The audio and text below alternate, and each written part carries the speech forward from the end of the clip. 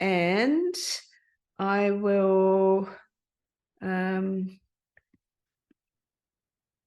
do a little share screen because we are recording this, and is everyone okay with that?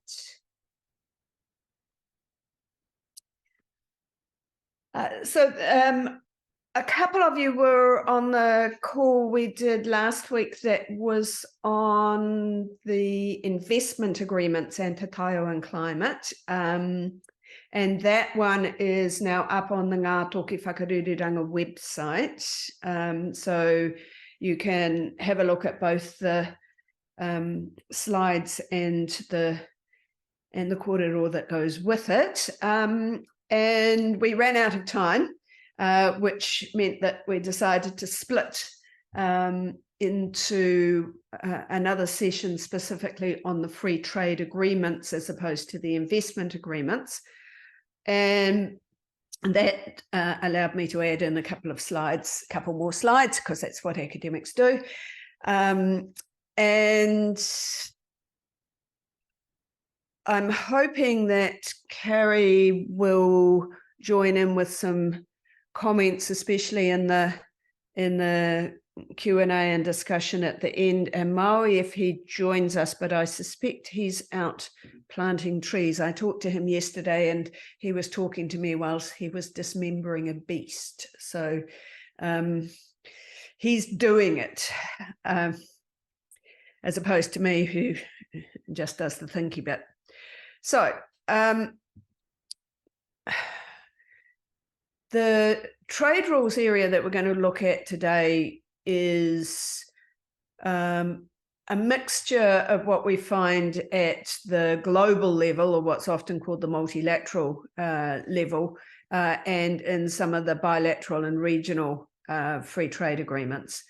And so some kind of fundamentals, as the labels kind of tells us, free trade rules are actually about prioritizing commercial perspectives and commercial interests. They do two things in relation to Te Taiao and climate. One is they say what the Crown can't do, like what are the rules that the Crown has to comply with when it is addressing issues of Te Taiao and the climate crisis. And it promotes liberalisation as a solution. And we'll see a little bit more about what that means later. Why does it matter if these things are dealt with in the trade agreements? Well, because the trade agreements have teeth. The trade agreement rules, certainly the commercial rules, are enforceable by other states that are a party to those agreements.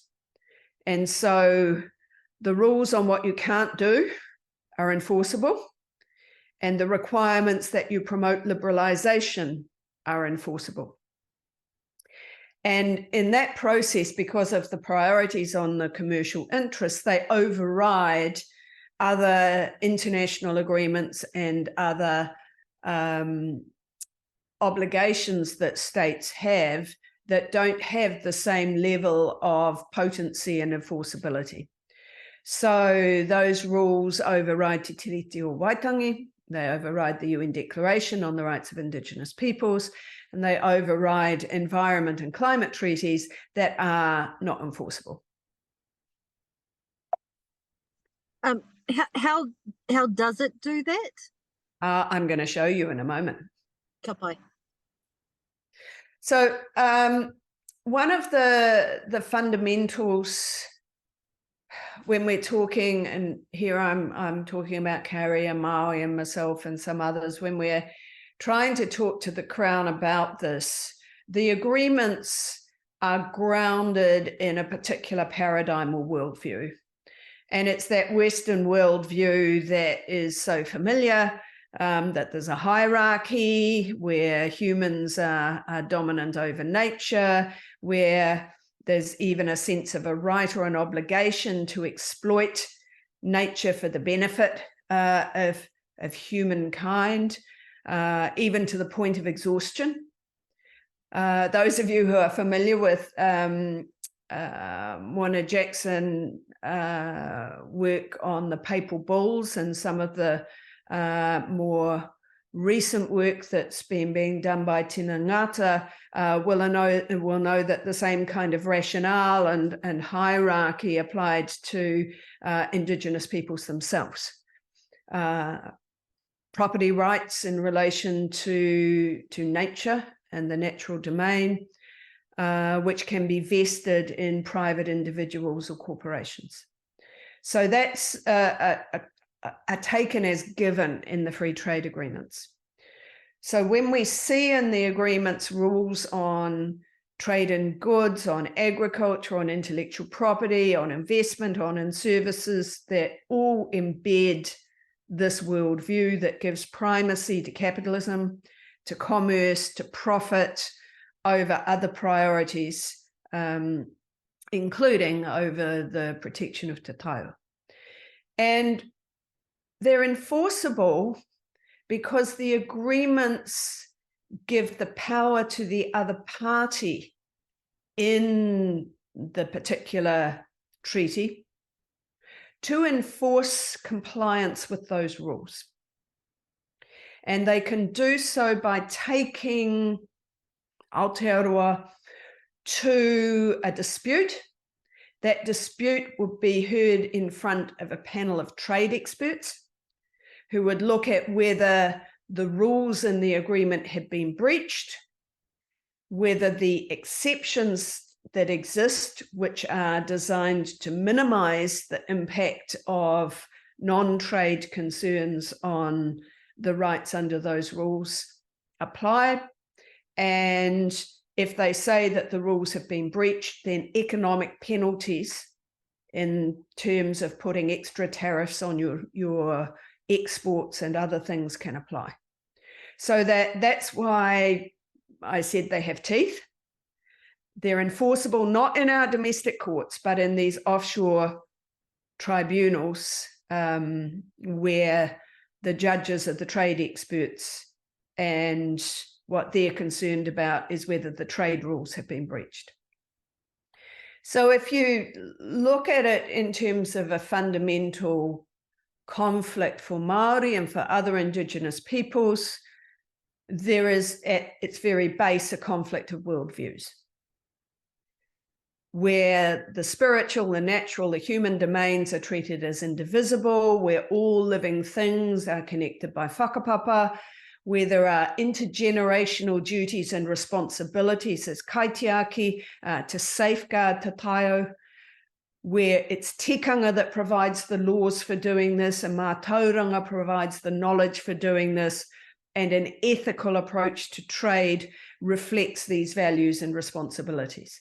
That is not the paradigm that these trade agreements are about, and in fact, they are often contradictory to them.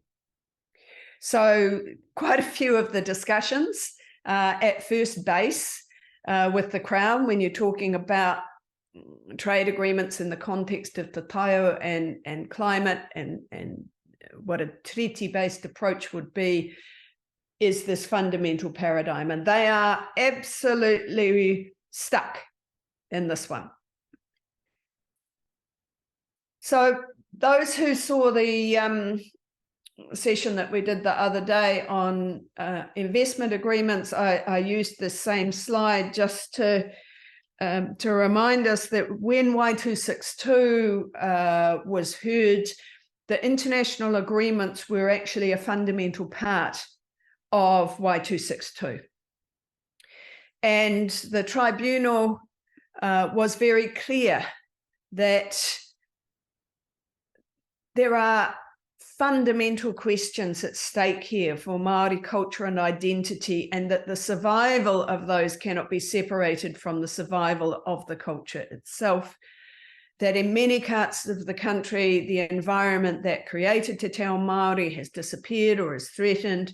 Some matters are so central in their importance to Māori that it's appropriate in light of the treaty relationship to move only with Māori acquiescence or consent, and it's possible to contemplate circumstances in which it may be necessary to place the Māori voice as the New Zealand voice in the international arena. And that rangatiratanga responsibility and role has been pushed hard in relation to the trade agreements, and there is still no independent seat at the table. Even if there was, it would be within that paradigm. So there's a big set of underlying tensions there. But to come more specifically to why did the global trade rules matter, they can both fuel the climate crisis and they can challenge solutions to it. So one of the drivers of these agreements is to grow international trade. And to grow international trade takes priorities over cutting emissions and can in fact create incentives that increase the emissions. So if we think about increased transportation, whether it's air or sea, if we think about growing more trees and logging them, if we think about more tourism and people traveling from country to country, if we think about growing more cows, we can see that there are some tensions there about increasing international trade at the same time as you're looking at trying to control or cut emissions. And in fact, it's, as we've seen just in recent times with the climate policy here, the power of the exporting interests can often override the arguments that something needs to happen to cut back on those sources of emissions. A second problem with the rules is that increasingly we're seeing that when governments try to support local climate strategies, for example, subsidies for renewable energy programs or promoting self-sufficiency rather than reliance on imports, those can breach the trade rules around subsidies, trade rules around not discriminating against foreign as opposed to your locals, and can lead to penalties on a country's exports if they're found to have breached those rules. And there's been a number of cases recently around those, to the point that there was a petition recently to call for what's called a peace clause, that countries commit not to using the trade rules and trade dispute processes in relation to climate measures. And that hasn't got anywhere yet. There are also increasingly in the trade agreements environment chapters, or even chapters that are called sustainability chapters.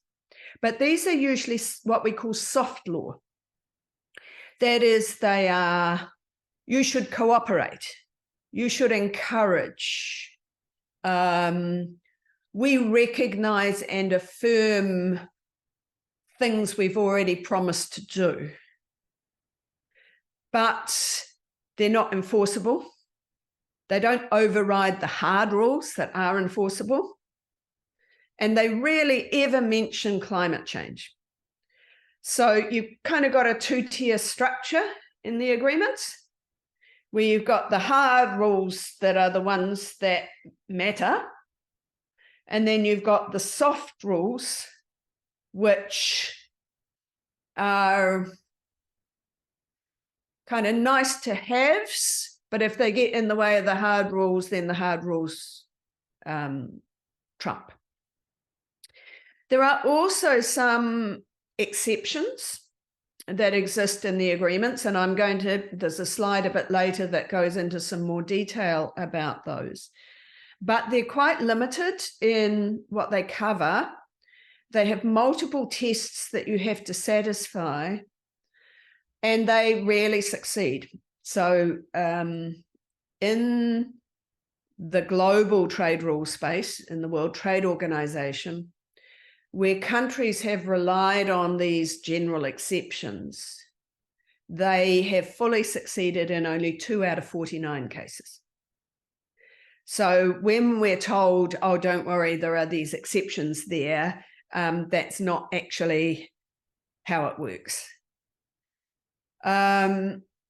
And there are, in the WTO and in the other regional and bilateral, which is between 2 countries, agreements, as yet no specific exceptions for climate policies. So we have arguments, and we have lots of arguments about this, about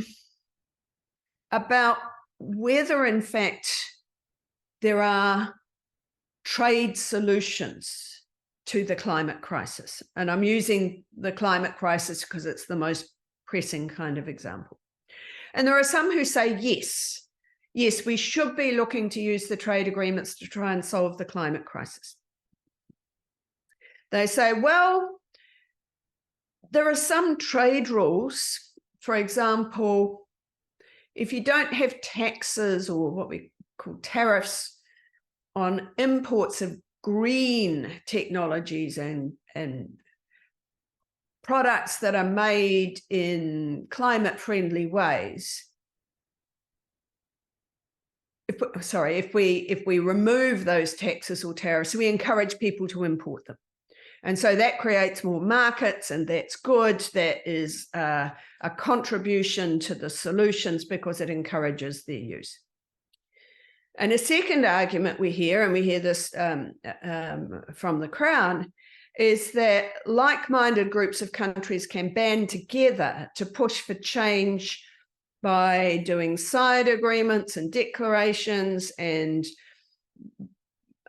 little subgroup agreements that help shift the old way of thinking.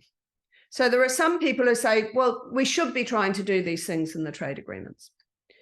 And then there are others who say, no, we shouldn't, because what the trade agreements try to do is to push solutions that are like allowing tradable emissions. We can buy carbon credits from offshore that actually don't resolve the carbon crisis. They just allow countries to continue what they're doing because they're buying these credits from other countries, and sometimes shonky credits, and it doesn't actually require them to do anything. And in New Zealand's policy is very heavily dependent on those.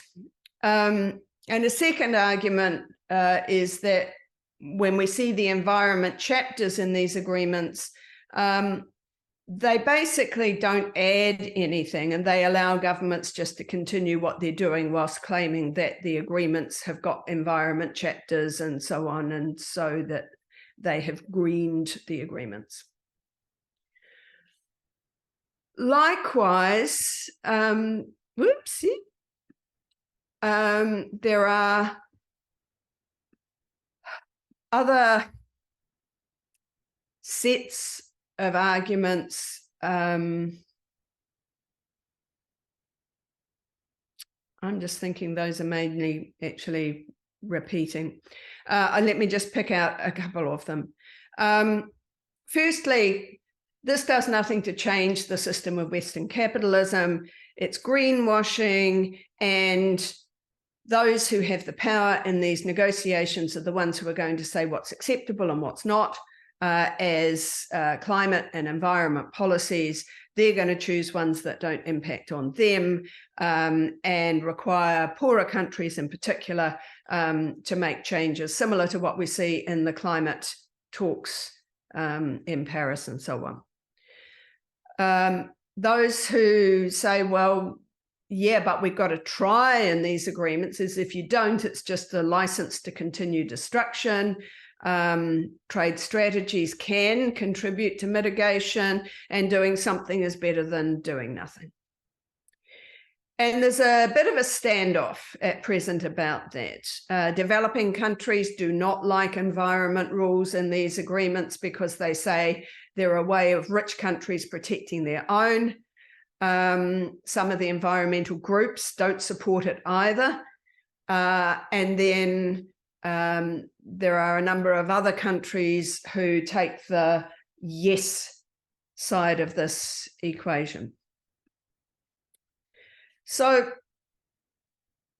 let's look a bit, moving down another layer, to what's actually happening in the trade space around Te Taiao and climate. Ngā Toki Whakarururanga has made comment in secret on a number of FTAs affecting Te Taiao and climate.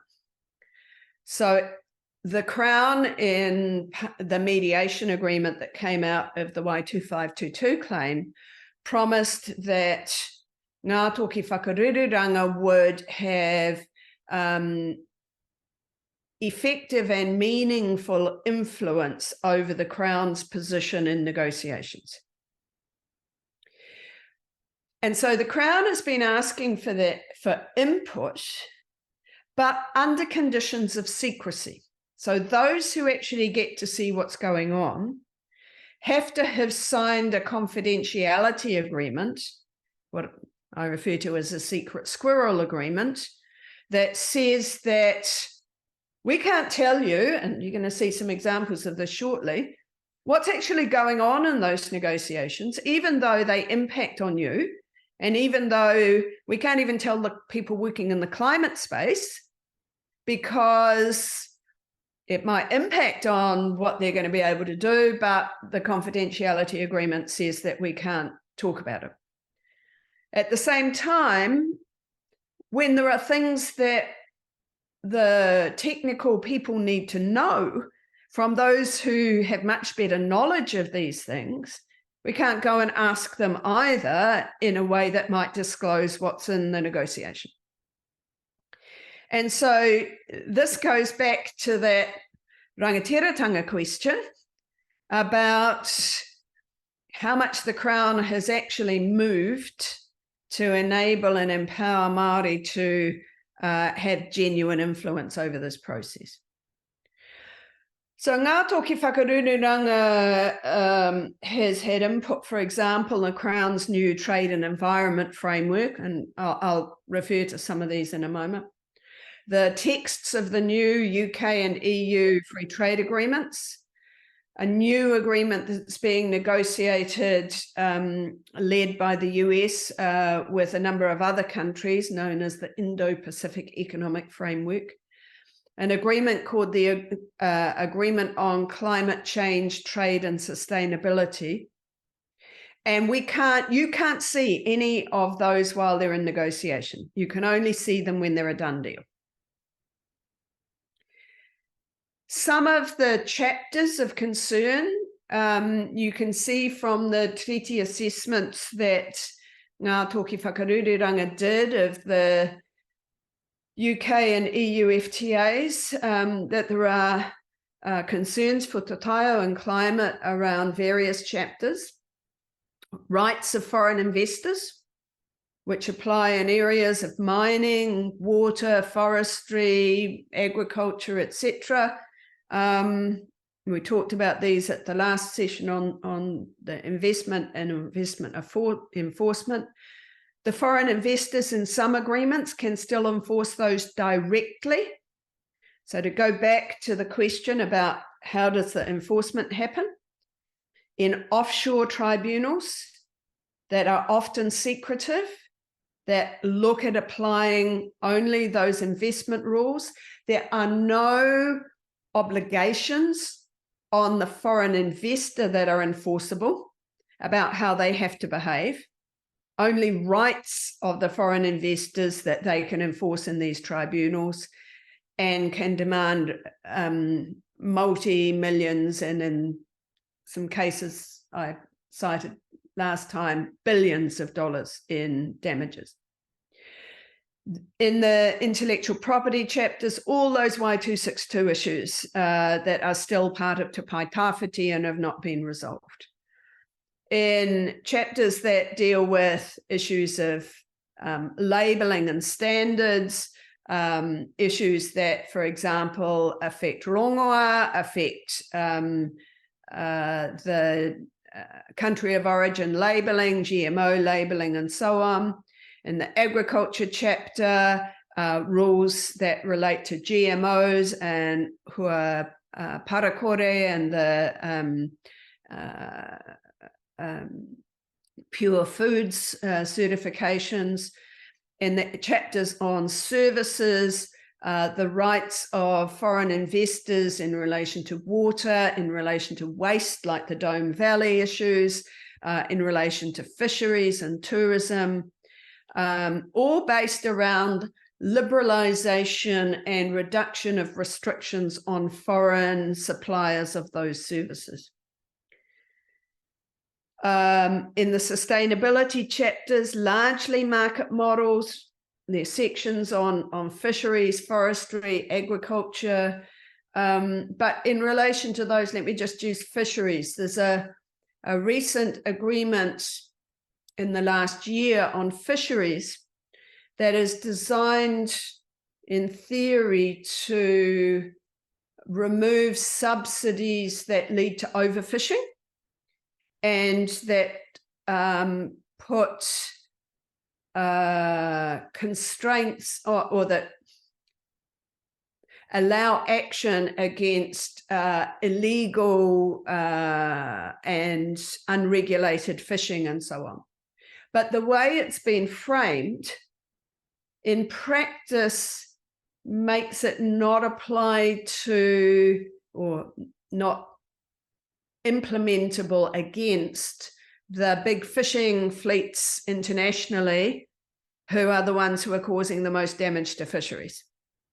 So it's an example of the sustainability arguments being tailored in ways that don't impact on the big powers. And the Pacific Island countries have become especially concerned, for example, about that fisheries issue. And then in some of the recent chapters, we've seen Māori economic cooperation chapters that are unenforceable, have no commitments to resources, but also have no effective protections in there for actions taken in relation to Te Taiao and climate. And Māori have no power in the processes of those chapters.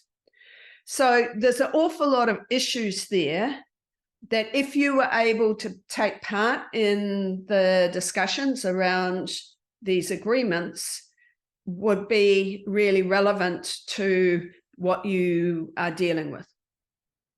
So Ngā Toki Whakarururanga has told MFAT that basically what is on the table in these agreements fails to acknowledge Indigenous realities, tikanga, rangatiratanga, kaitiakitanga, or te tiriti o Waitangi.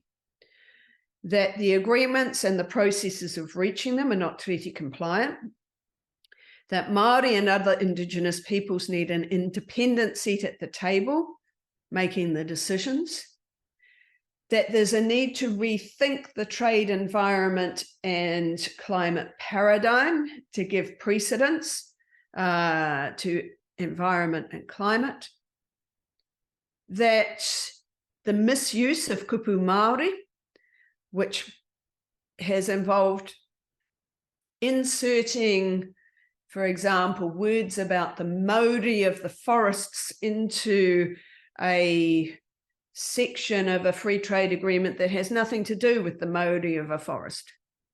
That the Treaty of Waitangi exception does not apply in most cases here, and I'll explain why in a moment. And there are no effective protections for Te Tiriti o Waitangi aside from that. So that's the message that's been given to the Crown in relation to a whole pile of things that are currently happening.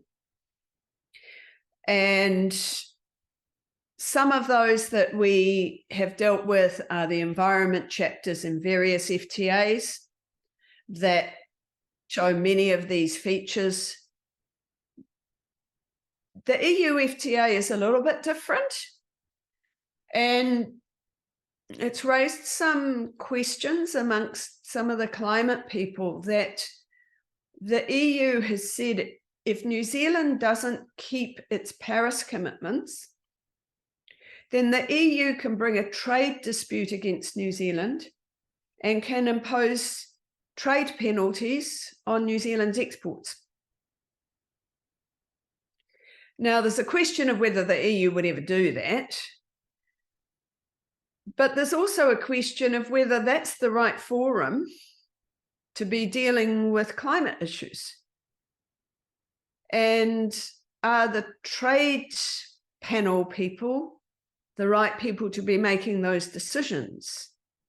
So you have views about whether that's a good thing or not. Another of the aspects in these agreements is what we call transparency. And it's a new thing, and it's not transparency to let us see what's happening in the negotiations. That would be genuine transparency. It means that if, for example, Aotearoa is going to adopt new laws or regulations or policies, or even in some cases decisions that might impact on foreign states and foreign corporations, for example, in the context of climate, might be a matter of dealing, for example, with mining, or in relation to the ETS, then those foreign states and those foreign companies that are affected have a right to comment before the laws are adopted. And that, of course, means very effective lobbying, where they have a lot of resources and can threaten a dispute if the government proceeds.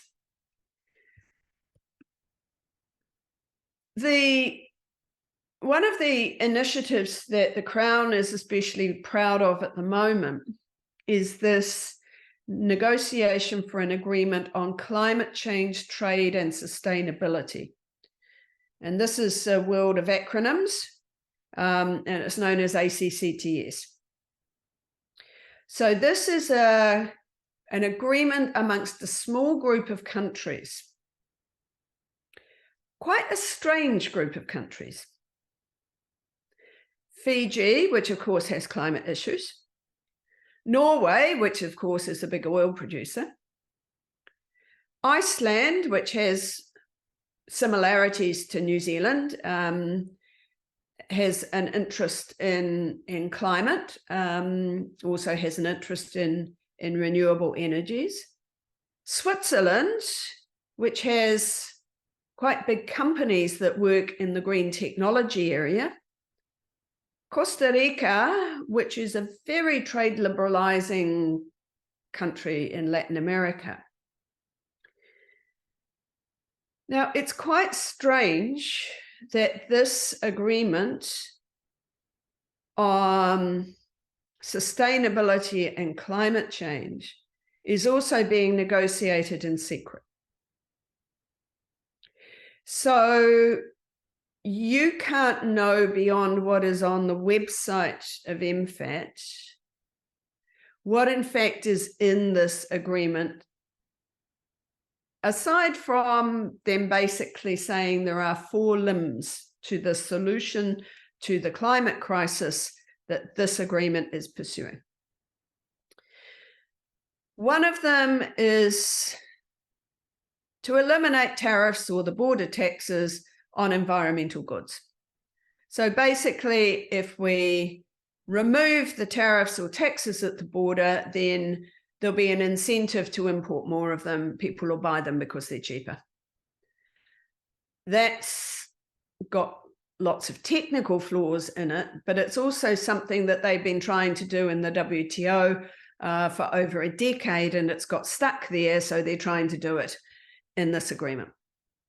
The second one is if we liberalize environmental services, that will advance climate change and sustainability. So if we, for example,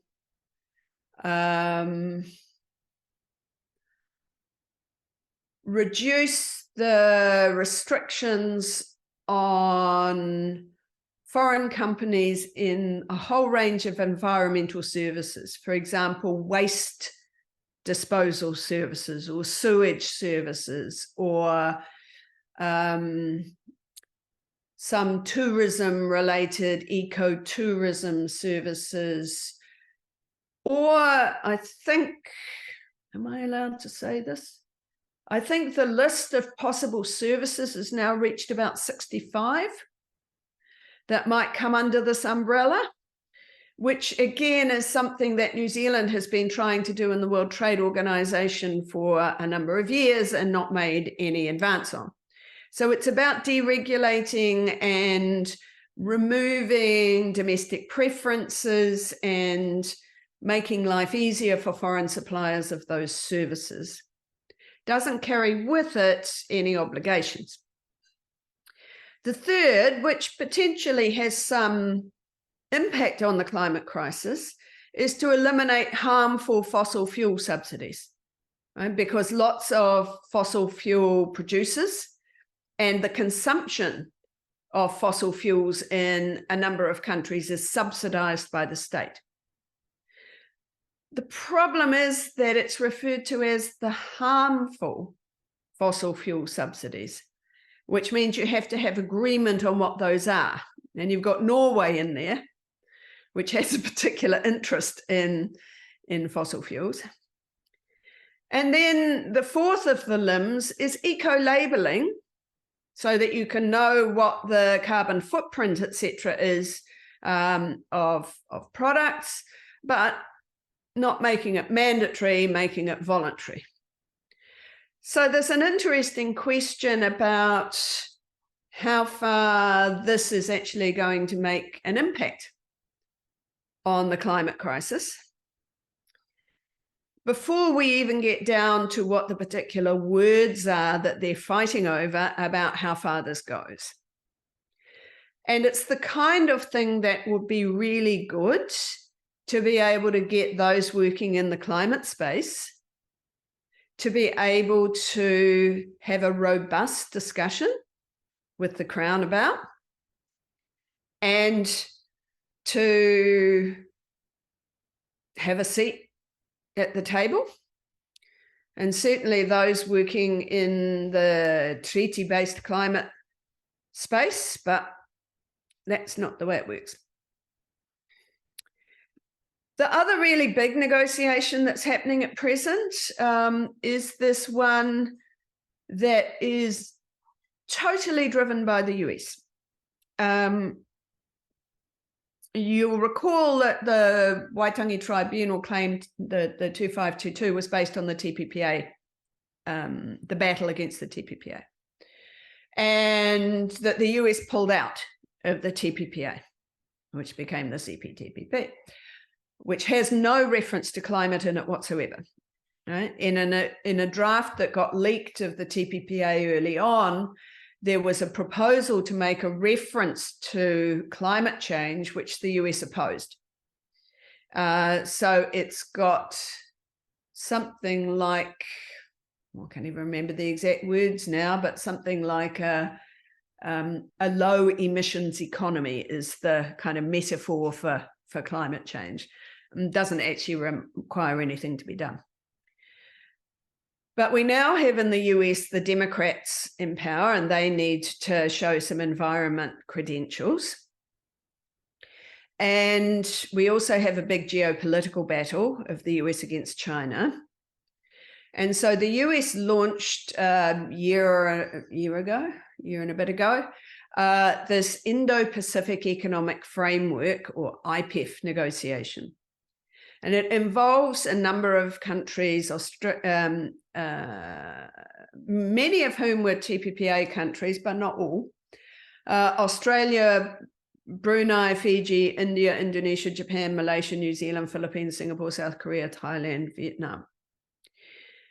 The US goal is to have this deal done by November, a couple of months away. That's because they are chairing something called APEC, and they have a leaders meeting in San Francisco, and this is to be the party piece of what they are going to claim in the trade space. Now, again, these negotiations are secret, and we can't ask people in relation to the issues on the table, and we can't tell you the details of what are in there and the kind of comments that Ngā Toki Whakarururanga, again, mainly Maui and Carrie and myself, but also Jess Hutchings from Waka Kaiora have been making on this. You can kind of assume, if there's any geeks here who want to look at a trade agreement, that it's very similar to the one the US negotiated recently with Mexico and Canada. So all of the texts being put on the table are put on the table by the US. This is not an equal negotiation. It's a negotiation where the US puts what it wants on the table and others negotiate around the fringes. And the US chairs everyone except 2 of the committees. And so this is a question of whether they will in fact conclude this by November. Pillar 3 is the clean economy. Pillar 1 is trade that includes an environment chapter. Again, you would think that people have a right to be able to be looking at these who have an interest in Te Taiao and climate, but you can't. What we know is that the issues for Te Taiao are agriculture, including biotech and GMOs, the environment chapter, what happens with multilateral environment agreements, with fisheries, forestry, biodiversity, with environmental impact assessments, and so on. And we know from the USMCA that there are likely to be limited exceptions to those. So we can assess that those are likely to be issues. The issues for climate, we know that the USMCA environment chapter does not mention climate. We know that Pillar 3 on clean energy is likely to address issues of fossil fuels, of market mechanisms, such as carbon credits, of green technologies and incentives for companies that produce the green technologies, issues around what's called blue carbon, which is the use of the ocean floor, etc., as sequestering sites for carbon. But until the texts are signed off by the ministers, you can't actually know what's in them. So where does Te Ao Māori fit in that picture?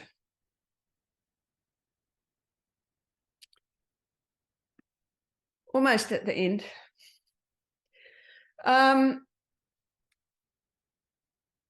Why do we say that there are problems with the standard exceptions in these agreements? Well, firstly, there are multiple layers of conditions that have to be satisfied before you can rely on a general exception.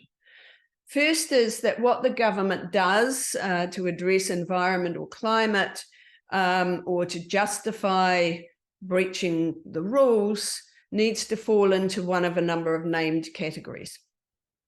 And one of those categories is to protect human, animal, and plant life or health. So you could well argue that animal and plant life or health or the impacts on humans of the climate crisis may come into that category if the panels of trade experts agree. But once you've met that requirement, it needs to be measures that are necessary to protect human, animal, plant life or health. And what is necessary is interpreted as being the least restrictive of the options available to you to achieve that goal. So you can set the threshold at a level you like, but there are different ways of achieving that threshold. For example, it might be through voluntary compliance by corporations. It might be through codes of conduct. It might be through posting bonds that have to be paid if something goes wrong, rather than a ban on something which would be seen as more restrictive than necessary. So that's the second layer. And then there's a third layer that has to not be applied in a way that would be arbitrary or unjustifiable discrimination between countries in like conditions. That is, it can't be unjustifiable discrimination between Aotearoa and other countries who might be affected by it, but you also can't treat other countries differently. For example, you might say some countries are major polluters or have a very bad track record and therefore, or have not complied with their Paris commitments and so on.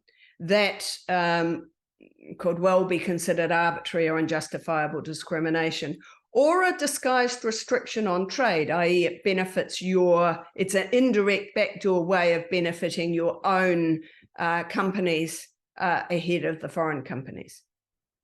And as I said, the general exception when countries have relied on these in the World Trade Organization have fully succeeded as a defense only in 2 out of 49 disputes, because it's so hard to satisfy.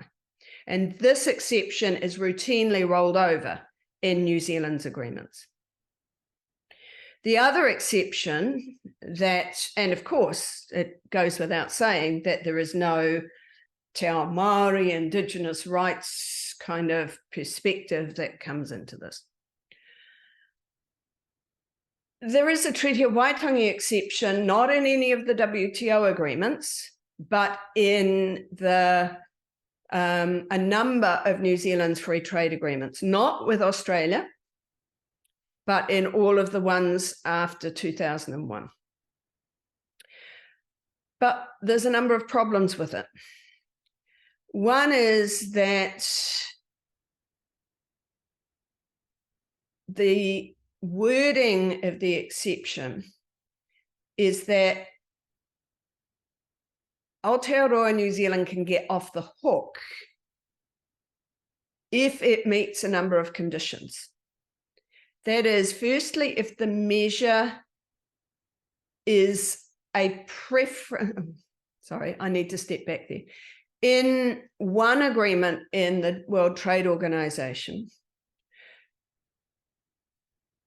Aotearoa New Zealand can get off the hook if the rules are being breached to give a preference to a Māori commercial or industrial undertaking. That is, if the purpose of doing it is to benefit a Māori business, not if the purpose of doing it is to meet treaty obligations or to address issues of Te Taiao, and so it is really problematic. And that is one of the ones that deals with the services areas, services like waste disposal, services like sewage. And if we think about all of the old Waitangi Tribunal claims, so many of them involved pollution issues and so on. In the more recent agreement since 2001, there's a Treaty of Waitangi exception but it only protects where the Crown has given more favourable treatment to Māori. That is where there has been some kind of positive discrimination in favour of Māori versus everyone else. Now, the problem is that that doesn't apply if you've just got a disobeying of the trade rules. For example, in relation to GMOs. There might be rules on biotech. You might say, well, okay, we're not applying those rules because of a treaty obligation. That's not more favourable treatment to Māori. The Crown decides whether, in fact, the measure is necessary as well, and it's subject to some other conditions. If we were looking at the arguments, for example, against deep sea mining, or if we were looking at the arguments about permits and the rules that should apply to Dome Valley waste management, dump and so on, those that might be reflecting Māori concerns amongst a range of other concerns would not be protected by the treaty exception. They're not more favourable treatment, and they're not solely to Māori. So there was a commitment by the Crown in the mediation agreement, and the Waitangi Tribunal said this should happen, to develop a new treaty exception that might address some of these issues. That still hasn't happened, and it's up to MFAT that decides what exception it's going to table.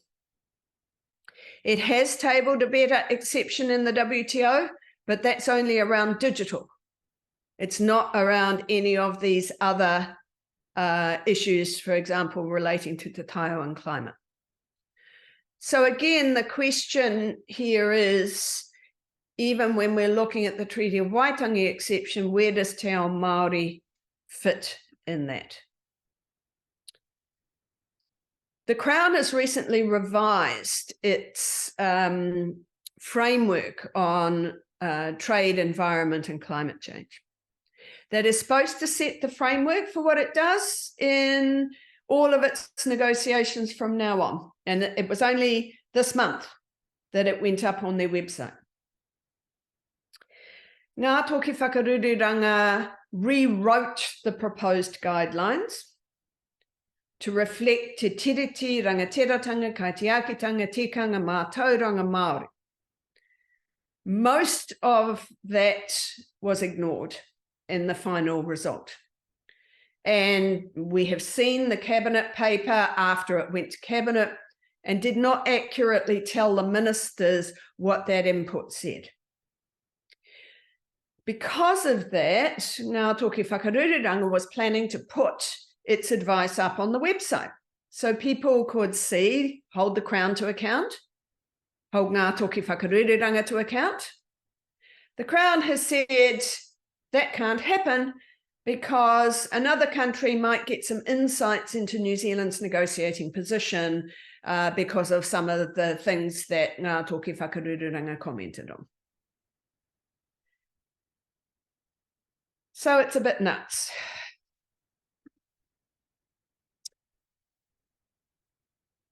Where to from here? Well, Ngā Toki Whakarururanga will soon begin working to develop a range of treaty-based resources and education around Te Taiao climate crisis and free trade agreements. And that will be starting from sometime in October.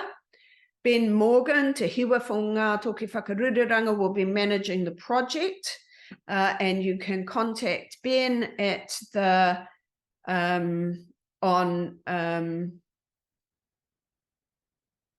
that's not right, Ben, is it? No, I'll post the email in the chat. You'll post the email in the chat. Ngā Toki Whakarururanga at Gmail. I can't adjust it. At gmail.com. Yeah? What is it? Is that right? Yeah. Yeah. Ngā Toki Whakarururanga @gmail.com. And the website is ngātoki.nz. That's right? Yeah. Yeah. Okay, so that's the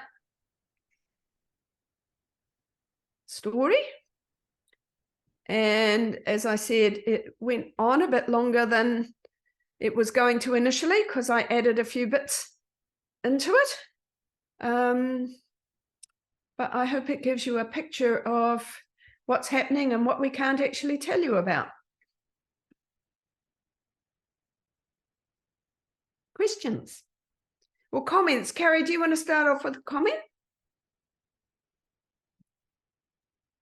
I do, just because it's something that it was raised relatively recently, and I'm not sure, so it may have been just in a general conversation, Jane, but I think you mentioned like the questioning of how we use our words like kaitiakitanga and things in these agreements, and the criticisms that have come from Māori because they're not applied in the right way. And I think one of the examples of that, when I've been thinking about whenever I hear for instance, you know, like non-Māori talk about kaitiakitanga, it's always done in that preservation space. And it's always about only ever about the maintaining and never about the growing and the abundance side of things. And I think it's some of those things that, you know, like getting unpacking our values more, not to go on the trade agreements, but to actually even inform our officials. You know, like it's why everyone's voices are so important to get into those discussions. And because you don't have to be a technical expert in these discussions, you need to just speak from your heart and speak from your truth and from your place and your hapu and iwi. And, you know, that's the stuff where they start to kind of really get a sense of, oh, this is way bigger than kind of this narrow lens that we've put on it, because we're dealing in, like Jane said, that other paradigm of when they look at the agreements. So just really want to encourage people to always have a say, even if, you know, and I think like Jane's saying, like, we're here if you ever want to have, like, send a message and go, hey, what do you think of this thing? You know, like, we'd always encourage and provide that advice back to you in terms of, here's what we think about this thing. So that's probably the first comment that I wanted to make. And also just thank you, Jane. I always learn something new every time you present and talk to me. So I'm like taking notes. Oh, well, that's the intention, is that you guys take over on this. So, part-time comments. I just had a question. Oh, you go, Billy Jane. No, I mean, you guys know more about this, but so what you're saying is the free trade agreements are above the law. They're above the domestic law. They trump the domestic law here, not in our courts. So you could have a case. Let's take Dome Valley, right, and the waste dump in Dome Valley. Yeah. Yep. There could be a case that is brought that challenges that in our domestic courts, and that case could go against waste management. There could be a case that's brought by Waste Management's Chinese owners under the China Free Trade Agreement in an offshore trade panel that says that New Zealand has breached the commitments that was made about environmental services in that agreement, and there could be penalties against New Zealand unless it does something about it. Yeah, no, yes. Okay, so yeah, I was thinking that. Yeah. So, so for instance, waste, right? So we've, so there is a tender going up. So this is quite timely. There's a tender going up at the Far North District Council, and currently it's an Australian company that has all the waste contracts. now there's a local, she just visited actually, and they're forming a company to go for this contract. But you kind of go, well, you've got more power if you're offshore. Yep. I mean, I should say there is a bit of a difference in the rules if it is a contract with government, local government or central government. So if it's a procurement contract, there are some different rules that apply, and that might be something that we actually do something on to explain that. But the Australian, we have quite a strong agreement in terms of the interests of companies with Australia. Yeah. And so if you wanted to flick me something, I'm actually heading offshore on Saturday, but what's the time frame for this? No, it's coming up for tender. I think she was saying on the 18th. So yeah, but it's then usually kind of 6 weeks anyway, lead-in time. Okay, so if you flick it to me, I will have a quick look and see if I can send you anything useful back. Yeah, right. But see, one of our concerns has been if you want to put into the tenders something like compliance with treaty obligations and securing consent of mana whenua, Yes. are there limitations on the ability to do that in the trade rules? And it varies in different agreements about government procurement. But if, for example, you wanted to change the resource management laws to require, or let's do an easier one, the foreign investment laws, to say that a company that wants to come in here and perform a particular contract or do some particular work, and it has to get the consent of mana whenua, and it needs to conduct an environmental impact assessment that includes the impacts on mana whenua and the impacts on Te Taiao.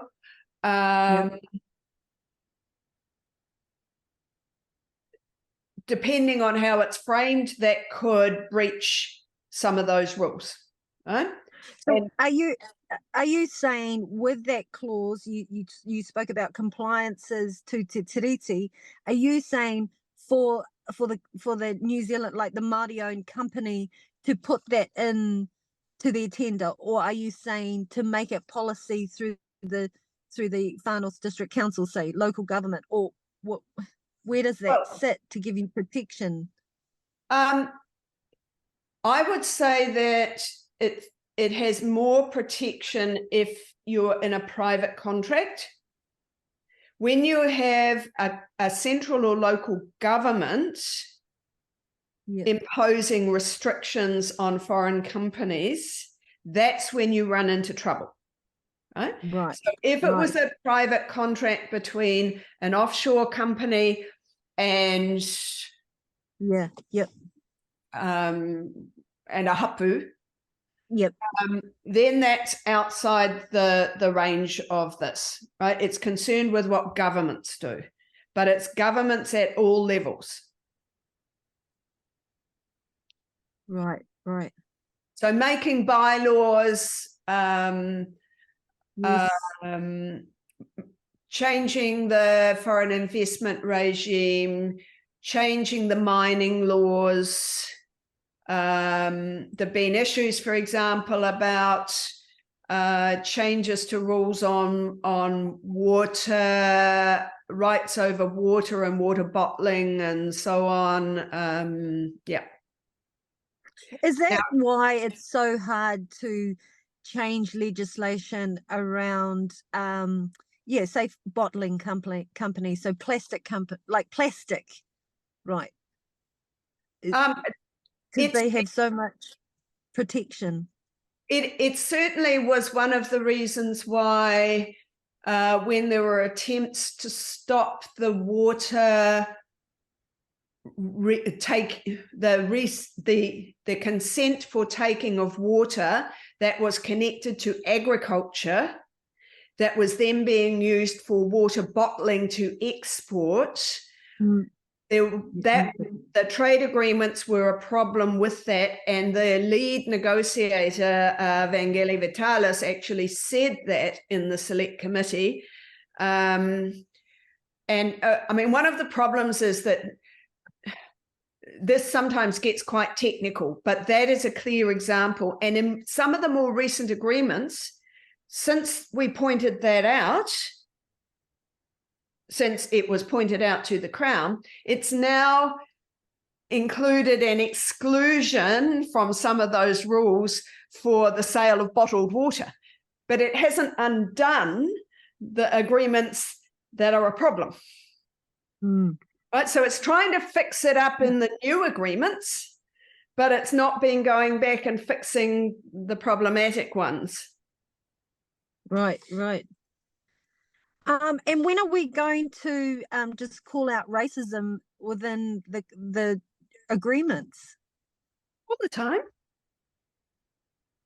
It's just... I mean, that to give you a really clear and horrifying example, the recent agreement with the EU, which was negotiated in secret, people didn't get to see it until it was a done deal. It then got tabled in Parliament. Parliament can't change any of it anyway. It got referred to the select committee that looks at these things. They called for submissions within 1 week on a thousands of page technical agreement. It then heard those submissions the next Wednesday. It gave Peter Tepene, who presented the Ngā Toki Whakarururanga submission based on the treaty assessment that Ngā Toki Whakarururanga had done because it had already seen the agreement. It gave him 10 minutes. It gave me 10 minutes to present my submission.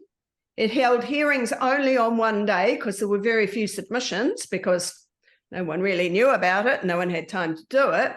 And they just produced the report about 4 days ago because they needed to get it out before Parliament rose today. And so the racism was called out, but there is nothing. I mean, the Select Committee report doesn't say anything about the racism because it's written by MFAT officials and the chair of the Select Committee, and there's not even a dissenting report in there. Oh, God. No one asked Peter a question. No committee member asked Peter a question. No one asked me a question. Yeah? That's how unengaged the parliamentary process is with these agreements. So basically what is negotiated behind closed doors is what becomes the agreement. Unreal. Because what my biggest concern basically of all your present, what you said today was, that it was a given, it's a given. And that's what needs to change, right? That's why people need to know more about it. Oh, it just makes you angry anyway. Here we go. and ask, and if you go, guys, you have it. If you go to some election meetings, ask some of the, ask the Māori candidates in particular about, what are they doing about this? Because they're part of, they have to be team cheerleaders in political parties. The Māori Party has been critical in the past. It wasn't on the Select Committee. The Greens have been critical in the past, but they weren't critical on this one. Can I just follow that thread and just ask what your sense is post-election?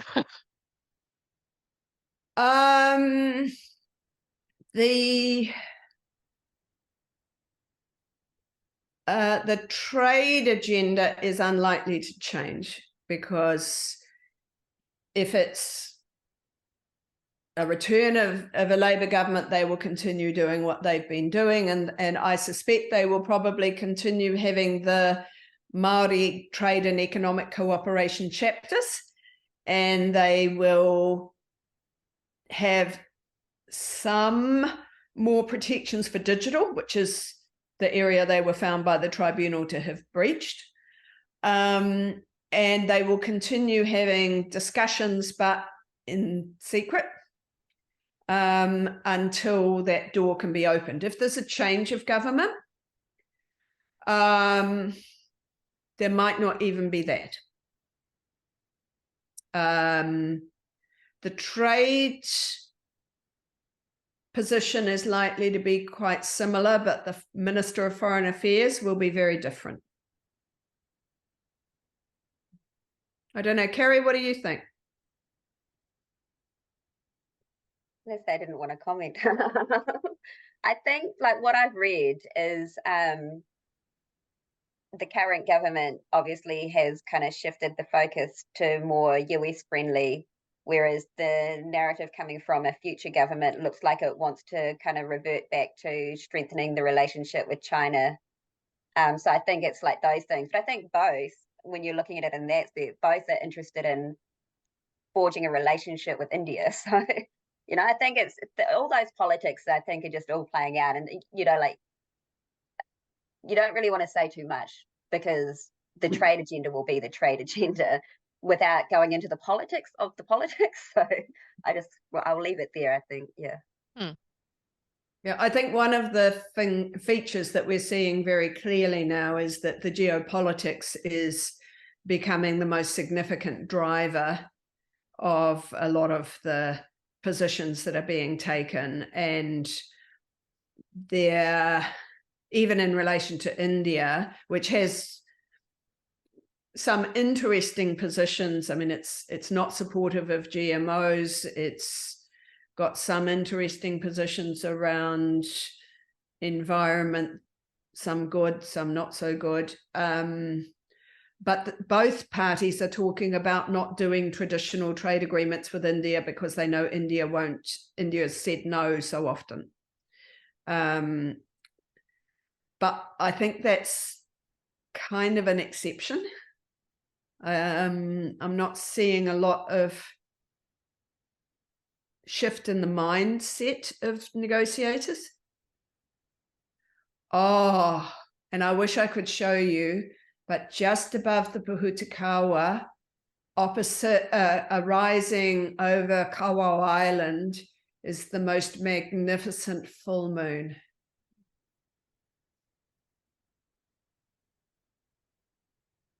Oh, sorry. Cool. Beautiful. We had that. Can we also add, so you got Taiao climate crisis. Can we also add humanity crisis? Yeah, Yes, we can do I mean, this is the beginning of a whole series of these, and there are many, many elements. Yeah.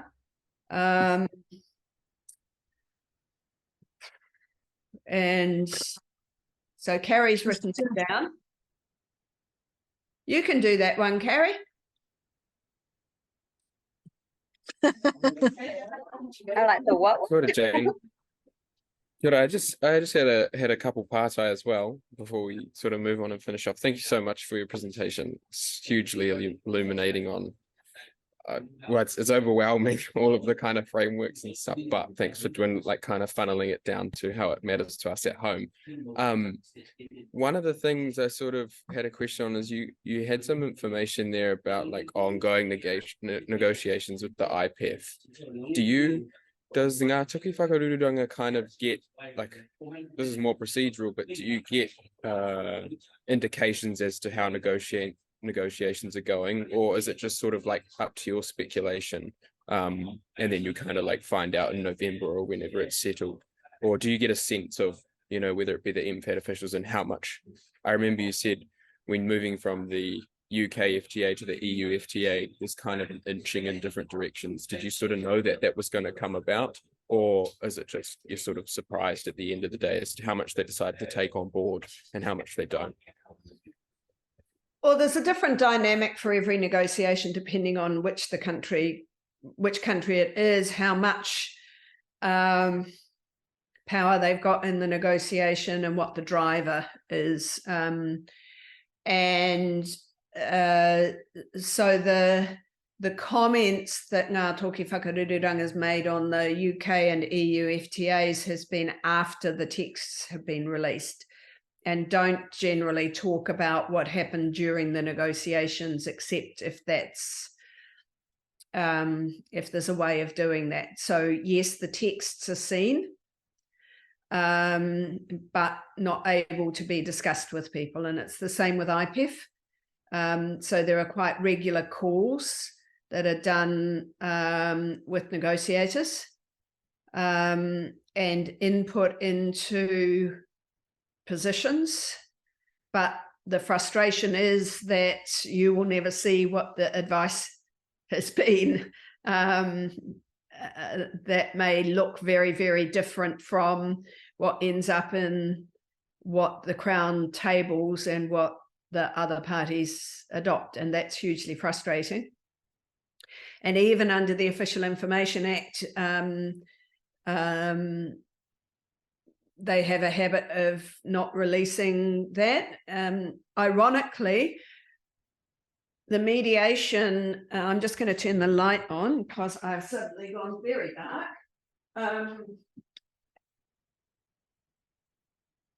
The mediation in the Y2522 claim was on issue 1 and issue 2, and issue 1 was engagement and issue 2 was secrecy. And so the setting up of Ngā Toki Whakarururanga was intended to break through some of that secrecy barrier. But to date, the only breakthrough has been these secret squirrel agreements. And so that is a matter for some ongoing negotiation. But it's very frustrating as to the ability to talk to people. That's why quite often, like with IPEF, everyone knows what the US will be tabling is based on the US-Mexico-Canada agreement. So if you look at that agreement, you can see pretty well what it is that the US would be tabling. Awesome. Thank you. And just one other part, like real quick. What was, you mentioned the ACCTS agreement, and what's sort of the main, does that sit within, like, you talked about it, it's kind of tenets and stuff. Are they all alongside the kind of classic trade stuff as well? Or is it by itself trying to attempt to be a different kind of agreement? I don't really get where that sits within and what the motivations for that one is outside of all these kind of other, maybe more hawkish kind of FTAs and things. It's basically putting together a traditional trade agreement that has a focus within it on trade and market kind of measures that might advance the environment and climate agendas. So it's still totally within that paradigm. But it's looking to focus on rules within that paradigm that fit within that those boxes that I was saying about people who argue, yes, you should try to do this in that space. But you'll see that it's very much about liberalizing trade in goods, liberalizing trade in services, voluntary eco-labeling, so least burdensome kind of measures on eco-labeling. And the fossil fuel subsidies one could be interesting, but it depends on what the wording will end up being and whether there are exceptions that would allow another paradigm to operate in parallel to it. Yeah, that was sort of why I was asking. Like, I wonder if it, if even if it just leans a little bit away from the other more, or I guess, challenging frameworks that operate in the other FTAs? Is there room potentially for more stuff that Ngā Toki Whakarururanga suggests to get through in those kinds of agreements? Or I'm not sure. But it sounds like if it's still within that wider paradigm of liberalizing trade, you're going to just come up against like the similar set of issues, although maybe hidden behind a guise of we want to do all this kind of good green stuff as well. Yeah. I think we can say without breaching confidentialities that there have just been some pretty strong submissions made by Ngā Toki Whakarururanga on ACCTS, so in terms of treaty-based approaches.